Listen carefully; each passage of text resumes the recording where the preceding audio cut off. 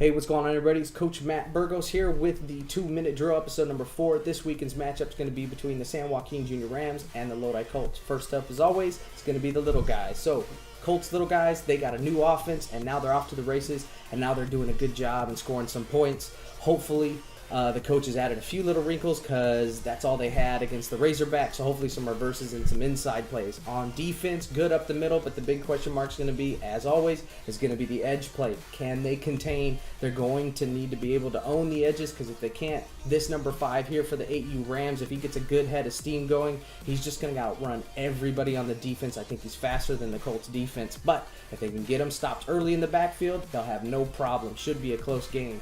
Rams on defense, really good, number 45, and the rest of the defense along with them, really aggressive. They catch them over aggressive, Colts are going to have an easy time on offense.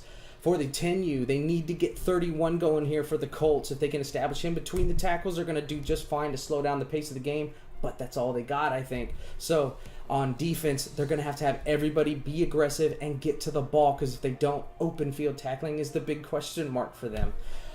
And they're going to have to get to number 2. They got to find a way to drag him down, because he's probably the best running back in the area. Load the edges, make the quarterback run the ball for the Rams. Now, on defense, the Rams defense, they get after it. They're super quick to the ball. I would probably just try to run straight over the top of these guys. On the 12U level for the Colts, they have a number 10 wide receiver, running back, very shifty, a lot of heart, runs really hard.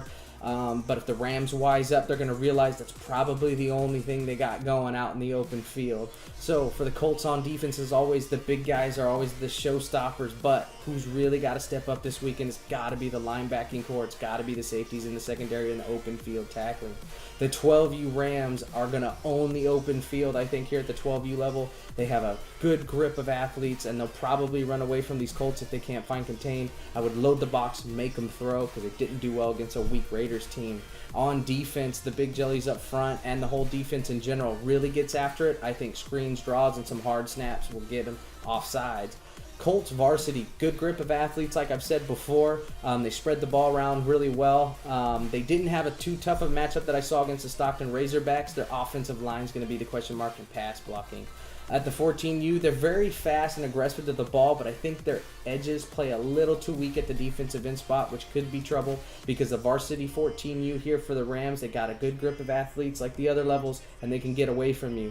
But they are a little selfish. Everyone's going to have to play well on the offensive side of the ball if they want to do well. On defense, super aggressive, same as the 12U level. Try to get them to jump off sides.